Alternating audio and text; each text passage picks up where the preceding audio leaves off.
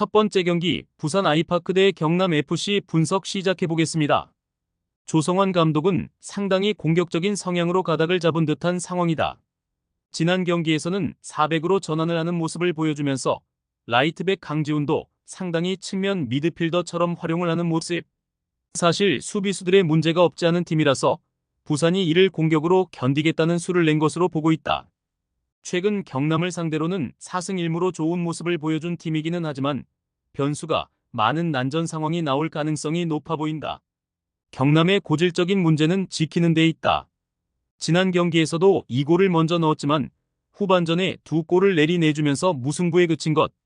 최근 박동진 등 공격진들이 살아나는 모습을 보여주고 있는 것이 다행이기는 하지만 좀처럼 수비진이 제 폼을 보여주지 못하고 있다는 것은 사실. 아산 시절 박동혁 감독이 저실점 성향의 운영도 꽤 잘하던 편이라 의외라면 의외라고 볼 수도 있겠다. 부산이 4백으로 전환하면서 공격적인 수로 경기를 치르게 될 가능성이 있다. 수비적인 단점을 인정한 것으로 볼 수 있을 듯. 문제는 현재 경남이 수비는 몰라도 공격에서는 최근 폼이 상당히 좋은 것으로 보인다는 점.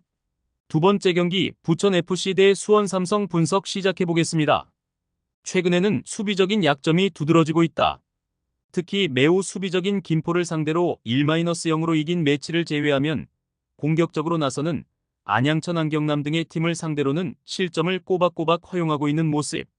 물론 부천이 공격적으로 나서는 팀을 상대로 배후 공간을 노려서 골을 기록하는 능력이 좋다는 점을 감안해야 하나 수원 삼성이 변성환 체제에서는 공격 조립이 제법 되는 모습이라 주의가 필요하다. 수원 삼성이 지난 경기에서의 능력치는 좋았다. 김보경이 측면으로 이동해서 압박에서 자유로워진 상황. 이를 이용해서 취소되기는 했지만 뮬리치의 골을 어시스트하는 모습을 보여주기도 했다. 최근 박승수가 팬들에게 많은 지지를 받고 있는 것도 포인트.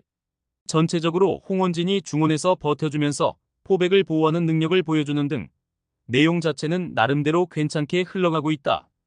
수원 삼성 승리를 기대해보고 있다. 전체적으로 변성환 후에서는 김보경의 활용으로 공격 조립을 상당히 잘 해내고 있다.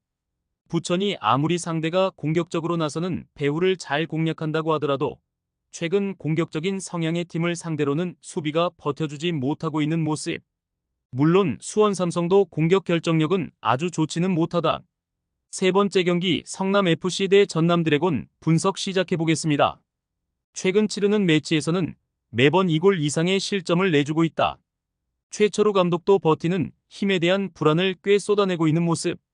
일단 성남의 공격성이 이를 부추기고 있다는 평가도 대세인데 패스를 하다가 미스가 나오는 상황에서 성남이 불필요하게 위기를 내주고 있다는 평가도 아직까지는 유효할 것으로 보고 있다.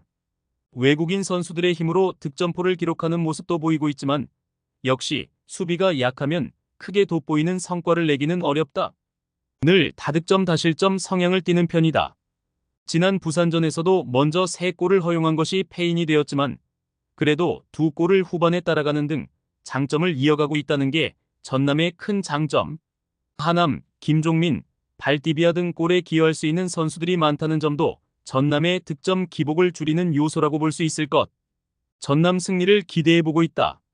늘 실점 위기를 감수하고 달려드는 성향을 보이는데 그럼에도 불구하고 전남의 득점력은 여전히 강력한 수준을 유지하고 있다고 보아야 할 것 같다.